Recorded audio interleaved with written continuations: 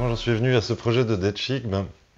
C'est un projet qui est né en fait pendant le confinement. J'ai monté ce projet au départ avec Andy Balcon, qui était le chanteur-guitariste du duo Moon Shaker, qui a pas mal tourné à une époque, et on s'est croisés quelques fois sur la route à l'époque où je tournais avec Catfish.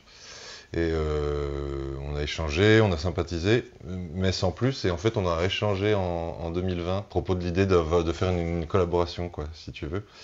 Et on a échangé des premières idées de musique. Et très vite, il y a un titre qui est né qui s'appelle Tout Faire Gong et qui a très vite dessiné notre cadre de travail, notre cadre esthétique. Et donc c'est parti comme ça, on a continué à écrire. Et puis on a très vite eu envie de jouer ces morceaux en live et puis d'épaissir le propos en faisant appel à des gens qu'on connaissait bien.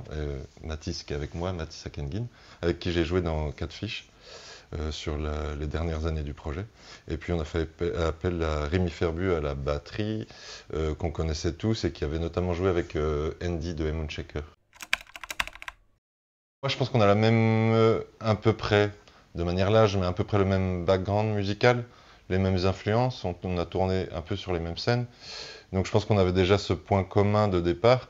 Et moi, c'était une voix, une présence scénique que j'aimais bien. Moi, j'aime les collaborations. J'aime travailler avec des gens, donc j'avais envie de collaborer avec cet homme-là. Moi, j'aime bien construire l'esthétique d'un projet, en quelque sorte, on va dire la direction artistique, en commun, comme un accord aussi avec mes camarades, bien sûr. Mais voilà, ouais, c'est comme ça que moi, je pratique la musique. J'ai été dans pas mal de formations différentes. La majorité, c'était des projets rock. Moi, mon premier groupe, c'était un groupe byzantin, un groupe local qui s'appelait The Rising Sun à l'époque. Et puis ensuite, il y a eu Neptune Quartet. J'ai aussi accompagné pas mal de chanteurs, chanteuses divers et variés. J'ai joué avec pas mal de projets différents et on s'est retrouvé avec Damien sur Catfish. Ça a été une belle aventure. Moi, ça m'a fait approfondir un truc que j'aimais déjà beaucoup écouter, mais là vraiment, c'est l'approche un peu de l'orgue, des claviers vintage aussi. Une autre approche du clavier qui était intéressante, sortait un petit peu du synthé aussi, mais qui était vraiment dans le... Ouais, travailler avec du matériel vintage, travailler avec des pédales d'effet, penser le clavier presque un petit peu plus comme une guitare aussi. Les claviers un peu à la Deep Purple en fait. Voilà, les Doors, Deep Purple et tout ça, des choses que j'écoutais déjà et que je faisais, mais ça, Catfish a vraiment été le terrain de jeu qui m'a fait développer ça encore plus. Et du coup, dans des chics, on se retrouve là-dedans et c'est chouette. Moi, j'ai un joli terrain de jeu dans des chics, avec notamment les Farfisa, les sons comme ça. En fait, l'univers très imagé et cinématographique du projet Dead Chic, il est venu tout de suite en fait, parce que c'est un sujet dont on a parlé tout de suite avec Andy. Parce que au début, quand on a voulu dessiner l'esthétique, on a voulu partir tout de suite sur une esthétique définie. Et du coup, on a parlé d'images en fait, presque avant même de parler de musique, on s'est échangé des images de paysages, d'ambiance, d'atmosphère en fait, qui nous ont donné ce cadre. Et c'est vrai que c'est maintenant quelque chose qu'on développe quasi systématiquement et presque inconsciemment maintenant, de développer des paysages sonores en fait. C'est une vraie trame pour Dead Chic et c'est maintenant au départ quelque chose dont on discutait à deux et maintenant c'est vraiment un travail à quatre pour développer et créer ces paysages sonores, je dirais, ouais. Je pense, oui, je pense. On en a déjà parlé, on commence fatalement à réfléchir à la suite, un deuxième album, etc. Puis on commence déjà, les premières conversations qu'on a autour de ça, avant de parler de musique, c'est déjà Ouais, tout à fait. quels environnements nous parlent. Ouais, c'est ça en fait, cet album-là, l'album qui vient de sortir, il est dans un certain cadre visuel. Et maintenant, on discute, parce qu'on pense, comme dit Mathis, on pense à la suite, et on commence à dessiner notre prochain cadre visuel. Et en fait, ce qui nous permet de, si tu veux, de texturer les sons, ou d'avoir une approche de la production sonore qui soit ciblée, qui a un cadre en fait. Et c'est super intéressant de travailler de cette façon. Puis ça touche aussi à l'univers graphique aussi. Enfin, il y a tout un, pareil, encore une fois, un terrain de jeu en fonction des univers qu'on décide de cibler, quoi. Nous, ce qu'on aime avant tout en live, c'est le côté performance live, c'est-à-dire de voir des musiciens jouer, de recréer ces ambiances sonores sur scène en live, en voulant faire travailler l'imagination en fait, du spectateur ou de l'auditeur. Donc l'accompagner d'images, pourquoi pas, peut-être un jour, mais pour l'instant, on travaille plutôt le côté visuel de la performance en fait, artistique, quoi. Oui, effectivement, bah, ça nous tenait à cœur, notamment justement pour, on parlait du live juste avant, mais on voulait vraiment dégager cette énergie live dans le disque. Et pour nous, c'était assez évident d'enregistrer live aussi. Ça nous tenait à cœur, notamment pour l'énergie. C'est un groupe à voir en concert aussi, des Chics beaucoup. Et on voulait vraiment garder toute cette énergie-là dans l'album, même si on ne s'est pas empêché aussi de rajouter des éléments, de travailler de la post-production. Ce qu'on entend dans l'album, c'est nous quatre qui jouons en même temps. Les voix n'ont pas été refaites après, par exemple. C'est vraiment l'intention Oui, c'est ça, primaire, quoi. ouais, tout à fait. Puis nous, on cherche vraiment la cohésion, quoi, la cohésion de jeu en groupe, etc. Donc pour nous, c'était vraiment important d'avoir cet aspect-là en studio. Ouais. L'improvisation, elle va se faire dans l'interprétation, en fait. En amont, on prépare quand même beaucoup les morceaux qu'on va jouer et notamment les arrangements, parce qu'il faut gagner du temps en studio aussi. Ça, c'est lui, ça.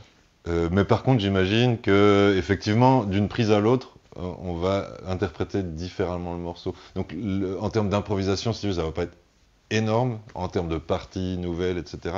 Mais je pense que trouver la juste interprétation, la juste émotion au moment où ça enregistre, c'est là qu'il y a un petit truc magique qui se passe, quoi. Surtout le fait d'enregistrer à 4, quoi. Ça dépend des morceaux, ça dépend de ce qu'on a mangé le matin. Mais oui, c'est ça. On essaye quand même d'être dans la spontanéité. Si on voit que on galère, on passe peut-être à autre chose, on revient dessus. Mais oui. Mais oui, en général, c'est quoi? Enfin, on essaie de pas insister, quoi, trop. C'est exactement ça. Il faut qu'il y ait la magie et la spontanéité. Donc, on va faire quelques prises, 3, 4, peut-être 5. S'il y a la bonne dedans, tant mieux. Sinon, on passe à autre chose, quoi. Généralement, il y a la bonne, non? Oui, premier coup. Cet artiste, en fait, moi je suis d'origine turque et du coup je vais assez souvent à Istanbul, mes parents habitent là-bas. Et à force d'y aller, je vois pas mal de concerts, je me suis vraiment rendu compte de l'étendue de la scène rock turque qui était vraiment très dense. Et du coup, première intention c'était de vouloir mêler des chics à tout ça, fatalement de vouloir nous ramener là-bas, collaborer avec des artistes sur place, etc. Je suis allé recueillir un peu des artistes qui pouvaient matcher, parce qu'on était justement dans cette phase de création. On a beaucoup échangé avec Damien, je t'avais envoyé des artistes, on écoutait ensemble, on disait ah, ça irait bien. Ça.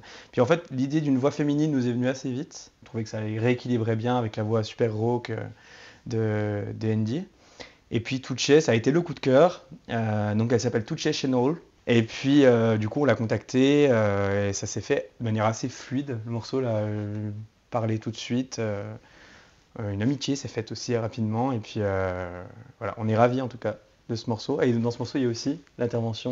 Oui, il y a c'est un ami mexicain, Odin Parada, qui fait les percussions que j'avais rencontré en tournée au Mexique, qu'on a invité aussi à jouer les percussions. Donc c'est vraiment un morceau incroyablement international. Oui, je vois ce que tu veux dire quand tu dis qu'elle est à part, parce qu'elle a une pulsation qu'on utilise très rarement. On l'a quand même ramenée dans notre univers parce qu'on utilise aussi les mêmes ingrédients, les ingrédients qu'on a utilisés dans l'album, à savoir les percussions précises, latines, le genre de son, etc. Mais c'est vrai qu'elle est à part, mais en même temps, elle souligne aussi une phase chez nous qu'on a eue avec ses influences latines. Et en tournée, en fait, ces dernières 2 années, je pense, on a écouté énormément de cumbia, notamment de cumbia un peu psyché, mexicaine, péruvienne. Il y a même un morceau de cumbia péruvien qui finit notre set quand on s'en va de scène. Bon, c'est une certaine cumbia un peu particulière. Mais en fait, je crois que c'est un peu c'est le morceau qui montre le plus cette influence-là qu'on a eue. Mais même si ces influences-là, en fait, de cette partie-là du monde, Amérique latine ou latino, elles sont un peu disséminées un peu partout dans les morceaux, en fait. Manchester, c'est une chanson d'amour, en fait, hein. C'est Andy qui a écrit le texte. Andy, il écrit toujours Ces textes sont basés sur sa vie propre, hein. Après, il les raconte d'une certaine manière, mais c'est une lettre de rupture qui vient de Manchester, en fait, qui est arrivée jusqu'à chez lui. Et c'est l'histoire de l'arrivée de cette lettre. L'idée de faire chanter Andy un petit peu en français, c'est difficile. Vous ne voulez pas pousser l'idée plus loin? Ça, c'est toi. C'est lui qui écrit en français aussi. Il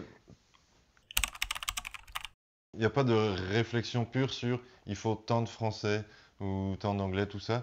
Quand ça vient, ça vient. Donc bah, visiblement, ça vient une fois par enregistrement jusqu'à là, parce qu'on a eu, dans le EP précédent, on avait un titre déjà.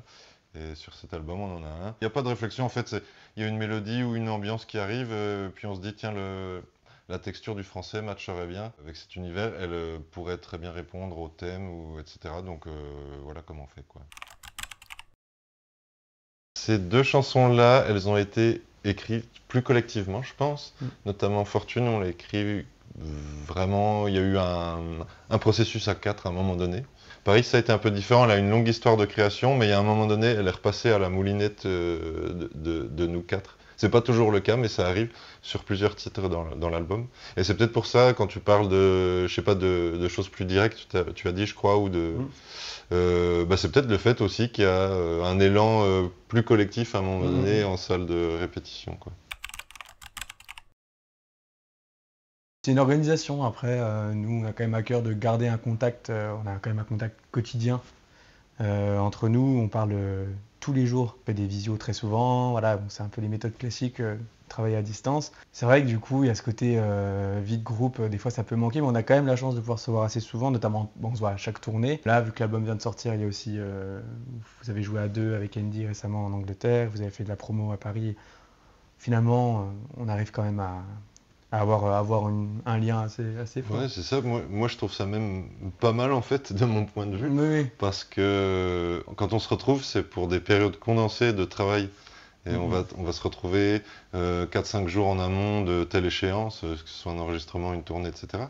Donc on se retrouve en amont, chacun à travailler. Et puis, et puis la période de travail est dense et efficace, en fait. Et c'est que de la résidence, en fait. Voilà, c'est ça. Donc voilà, on a chacun son univers, chacun son chez-soi, ce qui est bien aussi, je pense, pour la santé d'un groupe. Et quand on se retrouve, on est content de se retrouver. Jouer le plus possible. Donc en France, il y a déjà une belle tournée qui est en train de se dessiner là, qu'on va pas tarder à pouvoir commencer à annoncer là, à partir de fin novembre. Notamment une date clé aussi à la Boule Noire à Paris, le 27 mai, qui sera c'est la release party de l'album. Et effectivement, en Angleterre, on se développe de plus en plus sur ce territoire-là. On a une équipe aussi qui travaille sur place. On fait de la promotion sur place, le disque est distribué là-bas. Ils ont déjà joué en duo quelques fois, mais ça va aussi ouvrir au fait qu'on joue à 4 à partir de l'année prochaine. Donc des projets en Angleterre, aussi un lien avec la Turquie, comme j'expliquais tout à l'heure. Donc l'idée, c'est aussi d'y jouer, de se développer là-bas. Donc voilà, faire grossir de toute façon le projet de manière générale. Merci à vous en tout cas, et puis bonne continuation à Dead Chic. Merci. Merci à toi.